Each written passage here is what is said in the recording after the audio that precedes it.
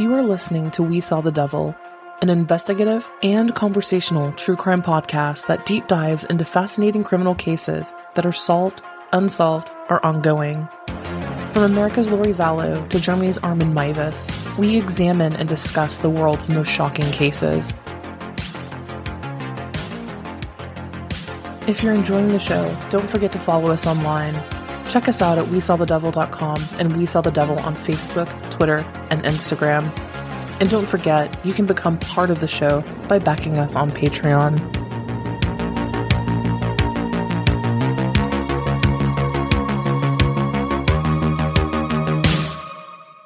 Hello everyone, you are listening to We Saw the Devil. This is Robin, and I am here with an episode on Japan's Unit 31.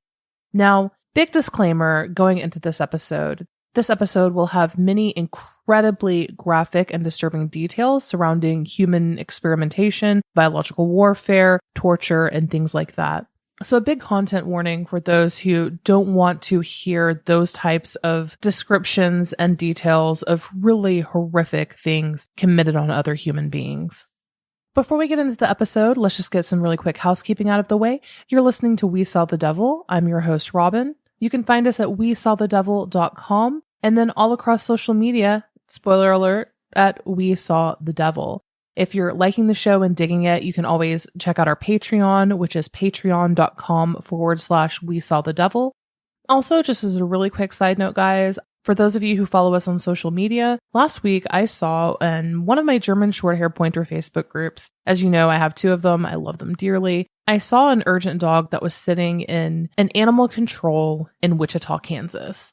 And, you know, I see urgent dogs on death row all the times and rescues. And obviously I want to do something, but I feel like I'm full up here. I already have 4, you know? I couldn't let this dog go. Like in my mind, the picture of her was her standing in her own feces and her own filth. And she was marked urgent, set to be euthanized tomorrow, Tuesday, the 24th. I cried for 2 days, and I watched as dozens of German Shorthair Pointer and generic dog rescues were tagged in her case, and they're full up. No one can take dogs anymore because apparently a lot of people got them during COVID. Now that life's going back to normal, they're just dumping them at basically record rates. Friday night, I couldn't take it anymore, and I'm like, you know what? Screw it. I have to do something. I'm in Nashville, and this dog is in Kansas. So I checked in with a local rescue there in Kansas, and they were happy to transport. Expensive. I threw a fundraiser up, you know, not thinking that I would even come close to my goal, and I made it in a little over 24 hours. So just so everyone is aware, the dog is going to be transported to me probably Tuesday or Wednesday. She will be arriving at my house, at my door. So I just want to thank everyone from the bottom of my heart who donated. You guys will be seeing some pictures and videos, and I just want to thank you so very much for opening your heart and donating to save one shelter dog. So again, thank you so much for the bottom of my heart. But let's go ahead, guys, and get into this episode. Again, content warning. Whenever you think of World War II and human experiment atrocities, what's the first thing that comes to mind? My bet is Nazis. Probably Josef Mengele, the infamous doctor from Auschwitz who was so cruel, he received the name the Angel of Death. And he certainly earned the title. One witness to his work recalled how Mengele had once ripped an infant from its mother's womb and then threw it into a nearby oven because it wasn't a twin. He apparently had hundreds of human eyeballs pinned to a wall in his lab. It was described by one witness as, quote, like a collection of butterflies. According to the U.S. Holocaust Memorial Museum, the experiments were sanctioned by the Third Reich and were carried out for 3 different reasons. 1, testing medical procedures in medicine. 2, improve survival and rescue of German troops. And 3, to confirm Nazi racial ideology. More than 7,000 people were experimented on, and many of these included twins. Mengele was apparently obsessed with twins. Twins made the perfect subjects because they shared a genome. The Nazis hypothesized that undesirable traits could be bred out, you know, eugenics. But what if I told you that there was another horrific state-sanctioned laboratory that was active even longer and killed more people? There were survivors of Josef Mengele. Many books have been written about their experiences, often by them. There's a particular case here in America with 2 women, 2 twins, who were experimented and survived his experiments. The same cannot be said about Japan's Unit 731. a chemical and biological warfare outpost laboratory which operated for 13 years. More than 10,000 people entered its gates, and not a single one made it out alive. Not a single one. These experiments were arguably more ghastly than those that even took place at Auschwitz. The fact that few people even know about Unit 731 and that it's not taught in classrooms absolutely blows my mind. And for me, when I think about the cruelty of World War II, two things come to mind, for me at least: concentration camps and Unit 731. It's commonly accepted that World War II began in 1939 with Germany's invasion of Poland. Then the bombing of Pearl Harbor brought the United States into it. But fighting in the Pacific had actually started many years before. Japan had actually already invaded the Chinese province of Manchuria in 1931 due to an increased and dire need for natural resources to support its industry. Manchuria was northeast China at the time. That region has since been divided between Russia and China. So demographics-wise, you had the equivalent of modern-day Chinese and Russians. 6 years later, in 1937, Japan wanted more resources and expanded their military operations, taking control of larger swaths of China. War crimes were perpetrated immediately, but none of these were as gratuitous or evil as ones perpetrated by a biological warfare laboratory called Unit 731. And to fully understand the context and intention behind the founding of Unit 731, we need just a really quick history lesson. The 1925 Geneva Protocol banned the use of bacteriological and chemical weapons in war. Now, the full name is the Protocol for the Prohibition of the Use in War of Asphyxiating, Poisonous, or Other Gases, and of Bacteriological Methods of Warfare. Let's just call it the Geneva Protocol. In 1925, the League of Nations got together and said, World War I sucked, y'all. Lots of people died. The chemical weapons, were deployed on both sides. It kind of did a number on society and seems a little cruel and unusual, right? How about we not do that again? You see, France was actually the first to use chemical weapons in World War I, and they deployed tear gas in the trenches. They would throw canisters into German trenches and then rush them while they were blinded and coughing. It proved very successful, and they were able to actually take a lot of ground using this tactic. However, Germany, not wanting to be outdone, also created chemical weapons. Germany deployed chlorine gas for the first time on April 22, 1915, at the Battle of Gravenstoffel in Belgium. It was particularly windy that day, and realizing that the wind was in their favor, blowing towards the French trenches, they decided to deploy it. They unleashed the canisters of gas and let the wind do its thing. A personal account from Captain Oliver Pollard, a British Army captain, said, quote, "Dusk was falling when from the German trenches in front of the French line rose that strange green cloud of death. The light northeasterly breeze wafted it toward them, and in a moment death had them by the throat. One cannot blame them that they broke and fled. In the gathering dark of that awful night they fought with a terror, running blindly in the gas cloud, and dropping with breasts heaving in agony and the slow poison of suffocation mantling their dark faces. Hundreds of them fell and died. Others lay helpless, froth upon their agonized lips and their racked bodies powerfully sick, with tearing nausea at short intervals. They too would die later, a slow and lingering death of agony unspeakable. The whole air was tainted with the acrid smell of chlorine that caught at the back of men's throats and filled their mouths with its metallic taste. Slow, painful death by asphyxiation. To call this terrifying is an understatement. The Battle of Gravenstoffel lasted just 24 hours. The Germans reported that they treated 200 gas casualties on their side, 12 of whom died. The Allies, mainly the French, reported 5,000 killed and 15,000 injured. That singular event brought on a chemical arms race. The Allied countries, like the US, Russia, France, and Britain, they all researched and produced as many chemical weapons as they could to go up against Germany. Germany did the same. By 1918, roughly 1 out of every 3 grenades was filled with dangerous chemical agents. This caused an estimated 1.3 million war casualties attributed to the use of gas. If you've ever wondered why so many movies and video games have, Nazis and Germans and gas masks and creepy outfits and stuff, this is the beginning of that. Chemical warfare grew to be such an important piece of war that both the United States, the Allied forces, and then Germany, everyone was forced to really quickly figure out ways to combat it. So a lot of use of gas masks and figuring out how to better them. And you can imagine that after World War I came to an end, people wanted to put that genie back in the bottle. And they did so with the Geneva Protocol of 1925, except Japan. Japan refused to ratify it. Someone who took a keen interest in this treaty was a Japanese Army medical officer by the name of Shiro Ishii. General Shiro Ishii noticed that the United States dragged its feet in signing the protocol, and he thought, if chemical weapons are being banned around the world, that means that they're really dangerous and very effective. And if the US delayed signing it, that means they're probably producing them.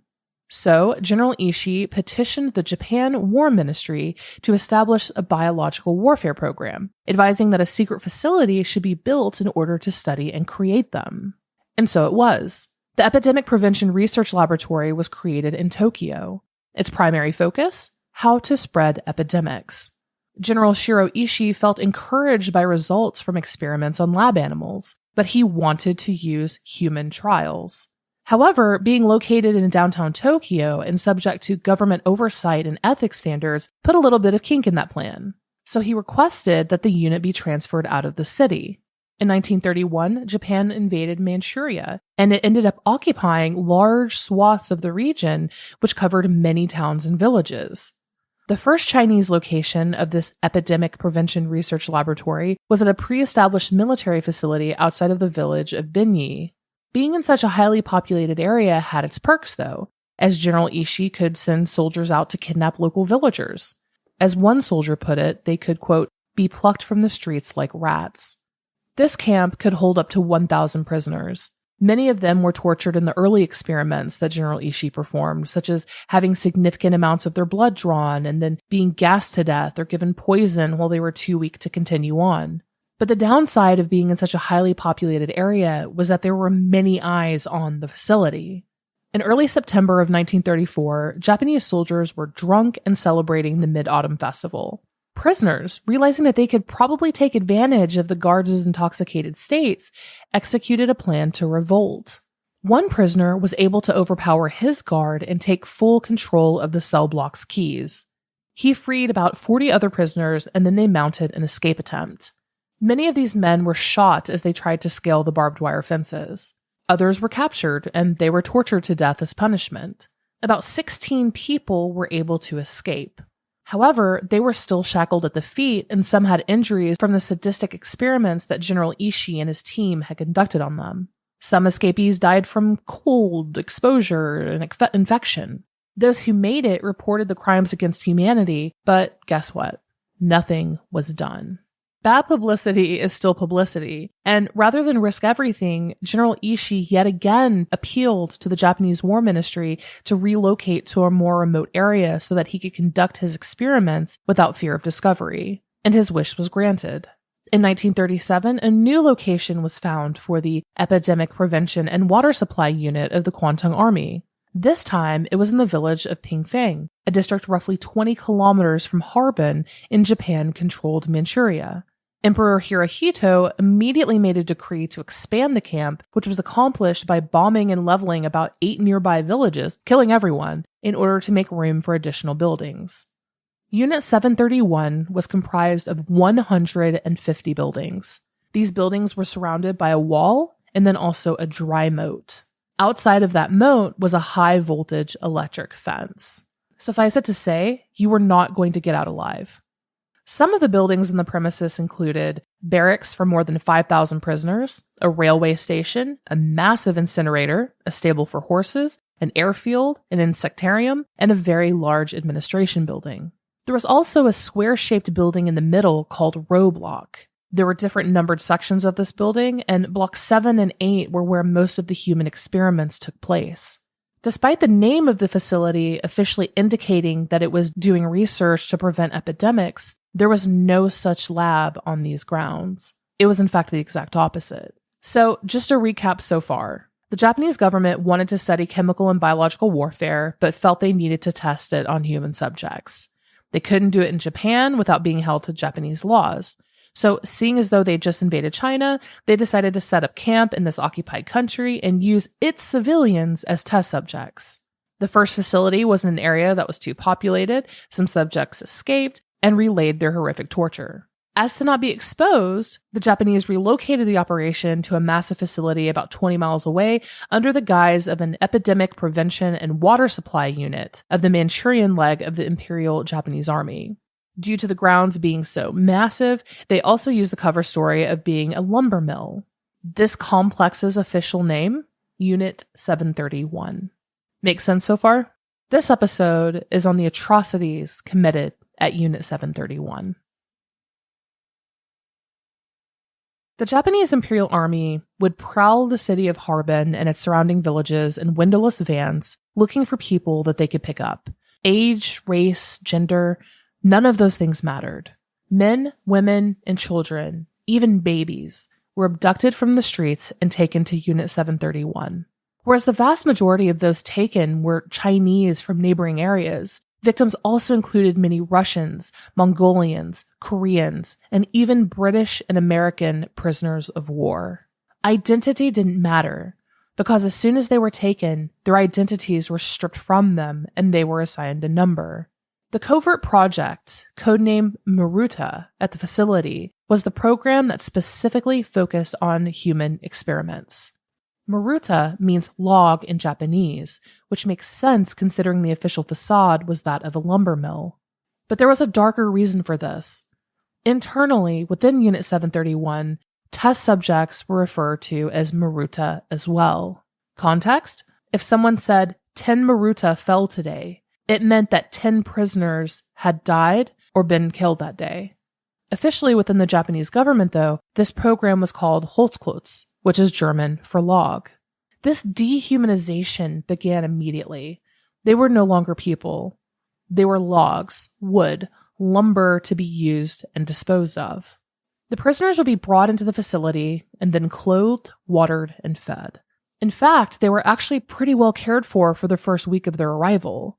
But it wasn't from this place of kindness or even a guilty conscience on the part of Surgeon General Ishii. No. He felt that research would only be useful if the experiments were done on healthy people at some sort of baseline. Also, the human body can only handle so much. He wanted to get as much research as he could out of every single prisoner. After about a week, the subject was brought into one of several dozen laboratories on Cell Block Row. The early primary experiments involved testing biological weapons and diseases such as botulism, the bubonic plague, anthrax, typhoid, syphilis, and more. They had one building that housed tens of thousands of rats that they were able to infect with the bubonic plague. You know, the plague. They would then turn the rats loose into the cages of prisoners and study how the disease progressed. When someone got too sick, they would execute them and bring them into the lab to study the disease's effects on the prisoner's body, particularly the internal organs. And this is a constant event all throughout Unit 731's existence. Doctors wanted to see how each disease or chemical impacted the internal organs. They would take men, women, and children, who were oftentimes already clinging to life, and place them onto a laboratory operating table. Unit 731 doctors and researchers would then conduct all kinds of horrific, invasive experiments. One of the most common was vivisection. A surgeon would just start cutting into a living and breathing person to examine the internal organs and living tissue without the use of anesthesia. Dr. Ishii didn't believe in anesthesia because he believed it would lead to inaccurate data, so he would remove organs and limbs while the subject was still alive. Once the prisoner died, they were then taken to the incinerator where they were immediately cremated. Doctors would send infected subjects into cages with healthy ones and watch the transmission rates. And like I said earlier, this just wasn't limited to regular disease and plague. Sexually transmitted diseases were often studied. They would force male subjects to rape other men, rape women, children, to transmit almost every kind of STD that they were aware of at that time. It wasn't uncommon for people to be infected with multiple pathogens, like, for example, to have the bubonic plague, cholera, and syphilis at the same time. Researchers would perform vivisections on some, execute others if they didn't seem useful, or let others die slow and agonizing deaths in order to determine how long it would take them to die. What about those bubonic plague-carrying rats I spoke of a second ago? Well, Japan found a use for them as well. They would use planes to drop thousands of them across Manchuria down into Chinese villages, just to later go check on the population to see how they fared after literally being overrun with plague-carrying rats. Unit 31 bred fleas in the insectarium, mixed them with the plague rats to allow them to become carriers. Then they put the fleas inside of clay bombs. General Ishii discovered that clay, when it's used as the shell in a bomb, doesn't produce too much heat. Therefore, it keeps the fleas alive. So each clay bomb was stuffed with more than 30,000 fleas, plague-carrying fleas, and then dropped over different areas of local villages. As a side note here, more than 3 million rats lived as test animals within Unit 731. And later, when the facility was eventually condemned, most of these rats actually escaped into the countryside in neighboring towns, wreaking havoc and causing plague spikes for more than 2 decades. Unit 731 would spread the bacterium on pieces of paper in cotton and then just fly over villages and drop them into maturing crop fields, tainting the entire harvest without people even knowing. General Ishii became obsessed with creating the biggest biological weapon that was able to transmit bacterium at the highest rate possible. They even gave infected candy to Chinese children in nearby villages. And they used black flies and mosquitoes too, to test transmission rates from insects to subjects. They studied and experimented with all kinds of disease vectors, from insects to traditional ammunition. It's estimated that more than 400,000 Chinese people were infected with the bubonic plague just from these methods alone. And what was the ultimate goal from all of this? It was to send a bacterial weapon in a balloon across the United States, causing widespread plague and disease. Thankfully, that never actually came into fruition. Even though the primary focus was on biological and chemical warfare, the surgeons at Unit 731 did some experiments with the hope of finding ways to help injured Japanese soldiers on the front lines. They would amputate the arms or legs of prisoners to see how long it would take them to die from blood loss. If they were feeling particularly ambitious one day, sometimes they would attach those severed appendages to the other side of the body for no reason whatsoever. Just no reason other than a morbid curiosity. Other times, they would amputate all of the limbs until the subject was nothing but a head and a torso, and then they would shoot them. They would perform vivisections on most of these people just to see what the internal tissues looked like. Some prisoners would be injected with salt water in an attempt to see if it worked as a cheaper and more readily available solution to wound care than saline. This led to traumatic and painful deaths and blood clots. Doctors also tried animal fluids and even air. And air is known to cause embolisms if injected, which the doctors already knew. But they did it anyway just to perform autopsies to document the different results. There was a pressure chamber on Roadblock that held some of the worst experiments. Surgeon General Ishii wanted to know just how much pressure a human body could withstand. A prisoner was locked inside, and the pressure dial was slowly raised until they perished in horrifying ways. Like in one documented case where a man's eyes exploded in their sockets and then his intestines were forced out through his rectum. Mass rape was also very, very, very common, for 2 reasons actually. First, for the transmission of disease, as I mentioned earlier, and secondly, for impregnation. Dr. Ishii was intensely interested in the development of the human fetus. Female prisoners would either be raped by other prisoners or even guards and doctors. Occasionally, if facility researchers knew they had multiple family members in captivity, they would force fathers to rape their own children, just to see the effects of incest. This led to thousands of forced births at Unit 731. Once a female subject became pregnant, General Ishii would eventually perform vivisections on the mother's wombs during various stages of the pregnancy. He wanted to see how disease changed the development of the fetus. Of course, this would kill both the mother and the child. In one experiment involving a woman who had been injected with syphilis, she was allowed to carry the baby to full term. Within minutes of having a natural birth, a vivisection was performed on both her and the infant. They were both immediately thrown into the nearby incinerator. Tens of thousands of photographs were taken of these experiments, with only a few hundred being publicly acknowledged as surviving today. One of the most shocking pieces of evidence is a photograph that shows a Chinese woman who is so far along in her pregnancy that the fully grown baby has turned, a signal that it's ready to be born.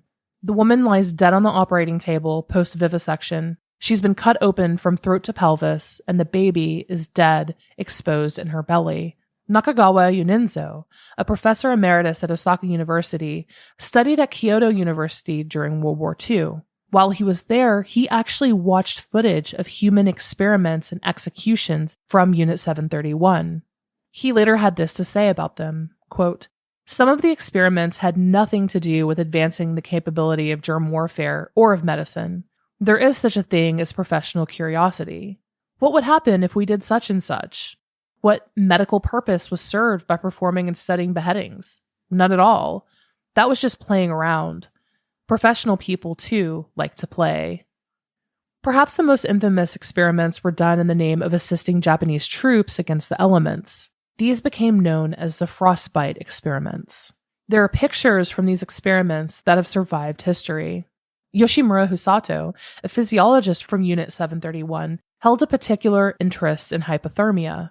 It was a big issue on the front lines of the Japanese soldiers in World War II.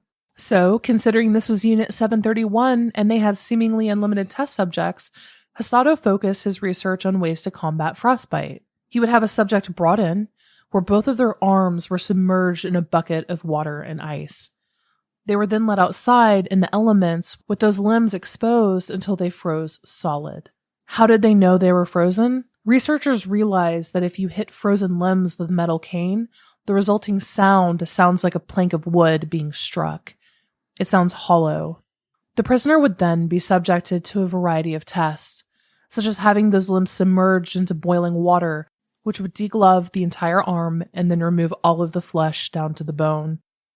They would test different temperatures of hot water, put them into open fires, or even leave it untreated, seeing how long it would take the subject's blood to warm the tissue.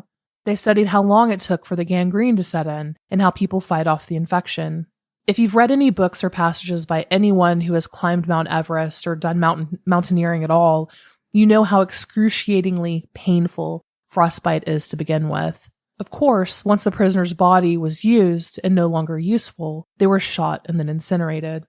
Unit 731 was able to prove scientifically that the best treatment for frostbite was to immerse it in water a bit warmer than 100 degrees, but never more than 122 degrees.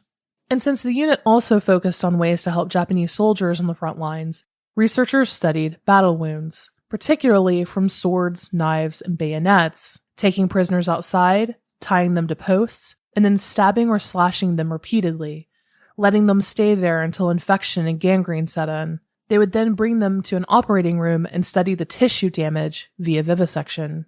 They also studied flamethrowers on both covered and exposed skin. They set up gas chambers and gas subjects with blister agents and nerve gas. They had massive X-ray machines where they would put subjects underneath it for prolonged periods of time, sterilizing and eventually killing hundreds of people this way. Another focus of Unit 731 was the effects of high G-forces on pilots and falling Japanese paratroopers. They would load prisoners into large centrifuges and spin them around at increasingly higher speeds until they lost consciousness or died. That usually happened between 10 and 15 Gs. You see, the body is designed to pump blood upward, but negative Gs force more of the blood to the head, causing vessels to burst in the eyes, and then eventually the brain. High G-forces can result in broken bones, shifting of internal organs. The higher the G-forces, the more weight is being placed on the human body, often leading to horrific deaths. In 1945, as the Soviet Army began its approach to the region, Unit 731 personnel had to abandon their work immediately. Various ministries in Tokyo ordered the destruction of all incriminating materials, research, memos, and photographs. There were still roughly 300 prisoners remaining at Unit 731 at this time. They were either gassed or fed poison. The 1,000 Chinese laborers who were working on the facility grounds were shot and left to die where they fell. Surgeon General Ishii provided cyanide vials to be given to all Unit 731 employees, just in case they were captured and questioned about what really happened inside the facilities. They were to never admit or to speak about what had taken place there. Except they did. After Japan officially surrendered in 1945, American Army microbiologist Lieutenant Colonel Murray Sanders was dispatched to Japan to research their work on biological and chemical weapons. He quickly learned about Unit 731 and was able to locate many of the doctors and researchers from that unit. I mean, they literally fell and turned on one another like dominoes.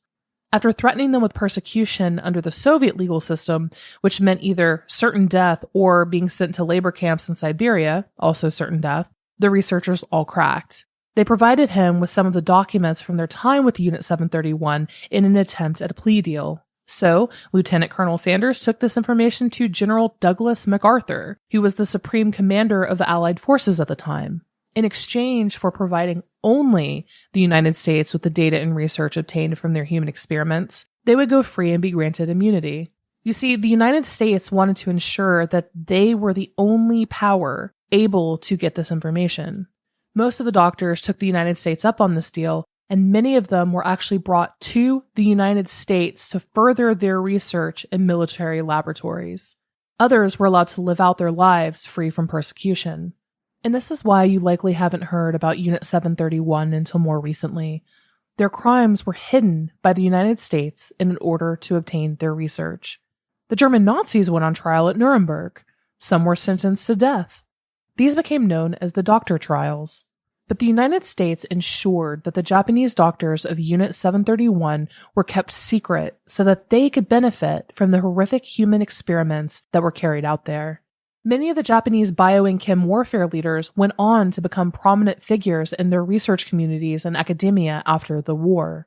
All in all, it's estimated that between 10 and 12,000 people perished inside Unit 731. Men, women, and children were tortured to death. Surgeon General Ishii, after the war, lived his life freely and died of throat cancer in Tokyo, Japan in 1959 at age 67.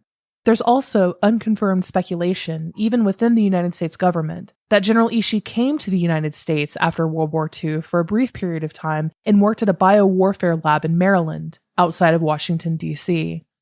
Japan did end up acknowledging Unit 731's existence in the late 1990s, but has refused to explicitly discuss what took place there. And it has led to a strain between Japan and China and their relationship ever since. And that's it for this episode, guys. There's a lot of information out there. There are a lot of pictures that have been published. It's absolutely terrifying. And if you are interested in learning more, one thing that I would suggest, if you know me, you know that I'm a cinephile, I love films. There's a very small subgenre called historical horror movies, kind of like a deviation from exploitation films. Exploitation films being movies like Cannibal Holocaust, Salo, 120 Days of Sodom, Serbian film, things like that. Lots of Nazi exploitation films as well, throughout especially the 70s. But there's a film called Men Behind the Sun, and it came out in 1988. And basically, the director, T.F. Mu, set out to create a film depicting these Japanese war crimes during World War II. And he focuses on Unit 731 and the experiments that were performed there. He has General Shiro Ishii, the whole bit. It's literally a movie kind of recreating that. And it became really controversial in the world of film because T.F. Mu didn't actually intend to make an exploitation film. He actually wanted to create an educational film to inform the world of what had been done to the Chinese people by the Japanese. The film was banned in Australia. It was banned in Germany, banned in Britain, and there was a huge backlash against him. I mean, he even received death threats. But in this film, he reenacts and creates some of these experiments that were performed at Unit 731.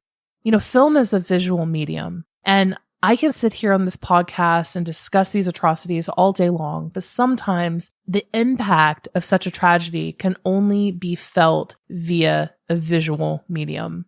And this film is really hard to watch. Like, it is one that is really, really hard to watch. But if you are interested in learning more about Unit 731, you know, obviously other than books and things like that and viewing the pictures, give this film a watch. I'm a firm believer that sometimes stories have to be seen rather than just heard. And it's definitely an impactful film that I will never, ever, ever, ever forget. I think I saw it in my early 20s, God, like too long ago, and there are some scenes from it that I will just never, ever forget. But it's definitely not a film that you want to watch with your kids or even with in-laws on a holiday. It is very much a select audience. And furthermore, it's just more information. I mean, everyone is aware that the United States took on and brought a lot of Nazi doctors over here to assist, again, military research, labs, things like that, eugenics, studying it. We did the same thing with Japanese doctors as well, from Unit 731 and research laboratories all across Manchuria and Japan. It's all just a horrible, horrible, horrible mess, but the fact remains that I cannot believe that Unit 731 is not taught in school. But that's it for this episode, guys. Thank you for listening. Again, you can find us at wesawthedevil.com. From there, you can find us across all social media. And if you've enjoyed this episode, want to hear more, please subscribe to the show. Take 20 seconds, subscribe to the show, leave a 5-star review. It would mean the absolute world to us.